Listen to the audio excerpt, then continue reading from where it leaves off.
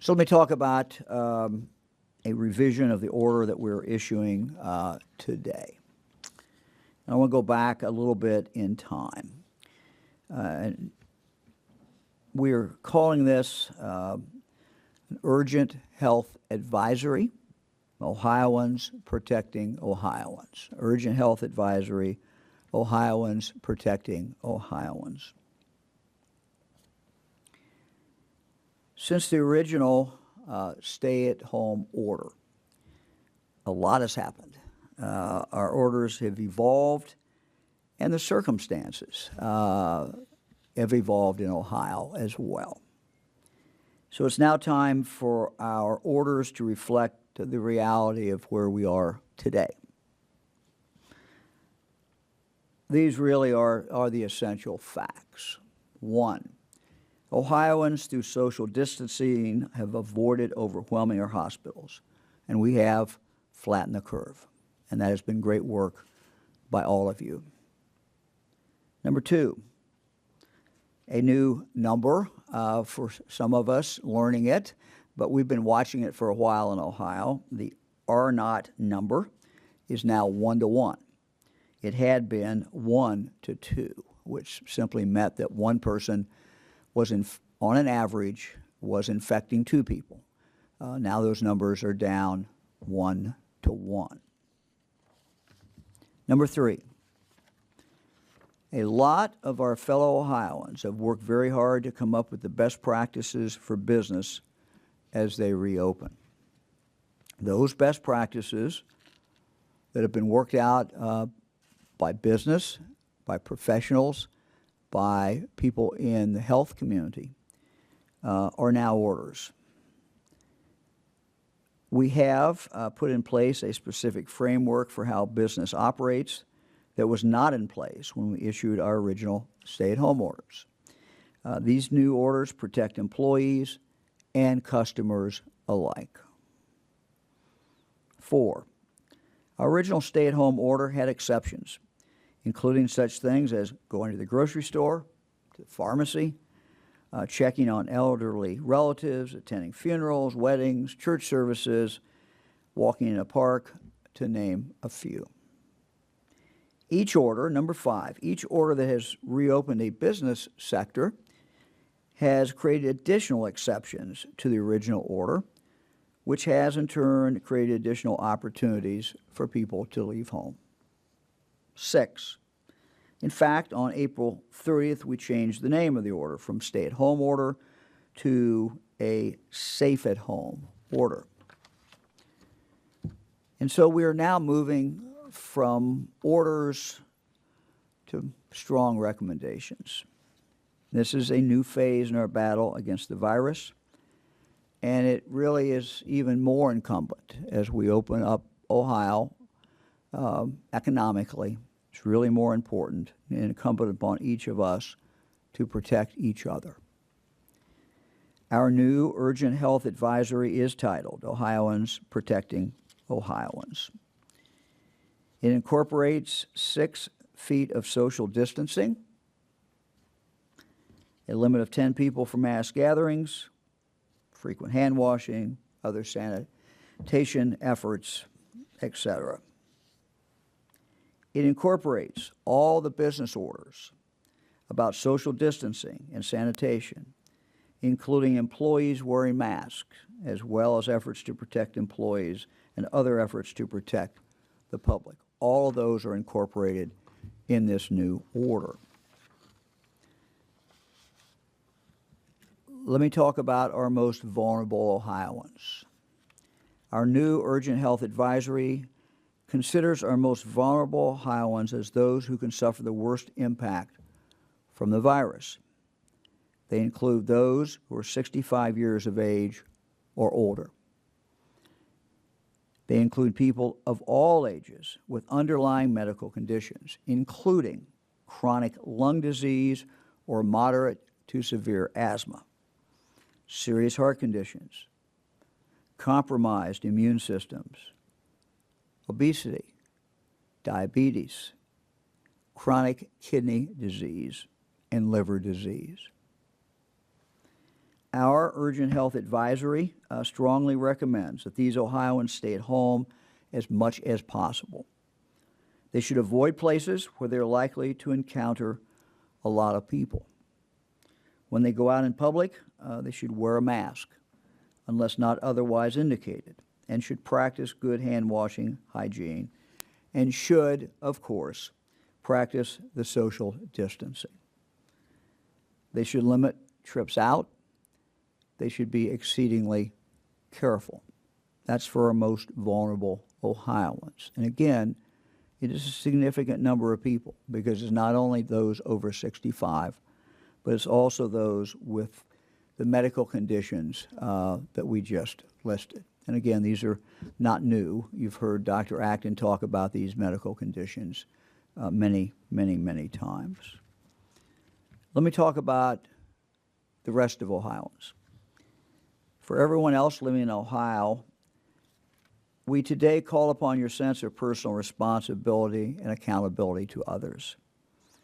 Those Ohioans not considered at high risk certainly can carry the virus. They can spread the disease even when they're showing no symptoms and unaware they are carrying that virus.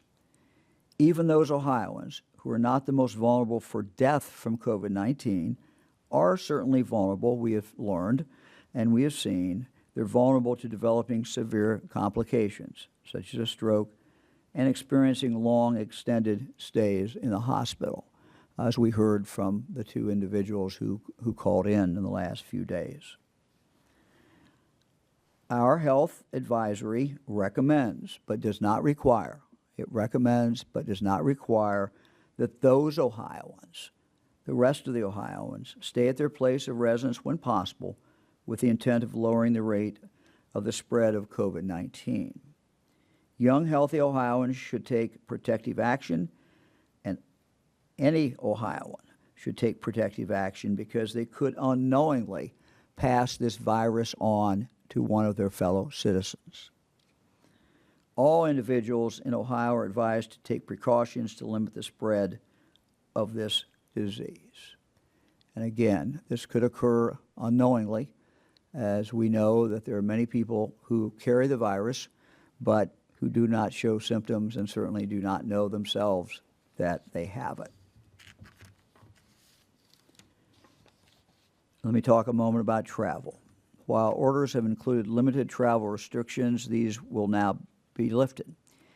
However, while unnecessary travel within or outside the state of Ohio is permitted, it certainly is not encouraged. And we certainly, while it is permitted, advise people to make their own judgments by whatever the situation is, who they have in their household, who they're traveling with, and where they are traveling, and who they interact with when they travel. Again, these are up to each individual. We would just ask that they be cautious. Persons who have tested positive for COVID-19 and have not recovered, or are presumptively diagnosed with COVID-19, or if they are exhibiting the symptoms identified in the screening guidance available from the CDC and the Ohio Department of Health, shall not enter the state. This is not a change, unless they are doing so under medical orders for purposes of medical care, or being transported by emergency medical services, EMS, are driving or being driven directly to a medical provider for the purpose of initial care, or a permanent resident of the state. Ohioans take care of Ohioans. That is really the core of who we are. And Ohioans have done this very, very well for the past several months. It's how we flatten the curve. That's how we have helped slow the spread of this deadly virus. That's how we have saved the lives of many Ohioans, our neighbors, our friends, our loved ones. And that is how we are going to save our economy. That's how we're going to grow our economy, because we cannot separate keeping safe, keeping the virus spread down, and growing the economy. Without keeping that virus down, we cannot recover economically, nor, of course, can we recover from a health point of view. The coronavirus is not gone. It is real. and it is deadly.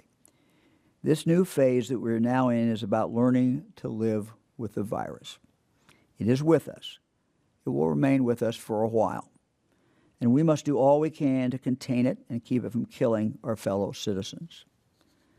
What this comes down to now is that each of us has a responsibility to each other to slow the spread. No other time in our lives, no other time, my guess, for all of us, we will have no other time in our life when our own individual actions or inactions can impact the lives of so many of our fellow citizens. The virus, of course, has now become one of the leading causes of death in Ohio. Preliminary research indicates that as of May 19th, more than 90,000 people in the United States, including 1,720 Ohioans, have died with the COVID-19. These numbers, as we have seen here, continue to increase daily. Cases have been detected in all 88 counties.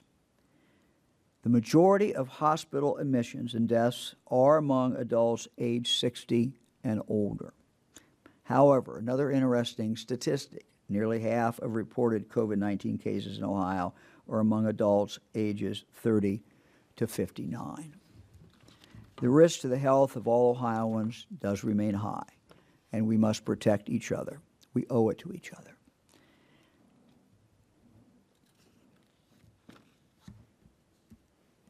What we do individually will be what saves Ohioans collectively.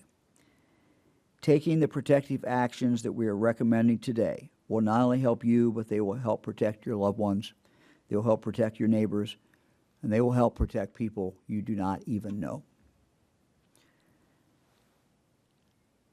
The concept of love thy neighbor is as old as the Scriptures. It is something that we all believe. It is something that will protect your children, your family members, your mom, your dad, your grandparents, your friends, your neighbors, and your fellow Ohioans. By taking personal responsibility, Ohioans are taking the most aggressive action we can against the virus. We have control of this. Our economic recovery and success as a state is dependent upon our respect for one another, and it's dependent upon each of us taking personal responsibility to keep the other one safe. I truly believe Ohioans have risen to the challenge in the past. We will continue to do so as we move through this period of time.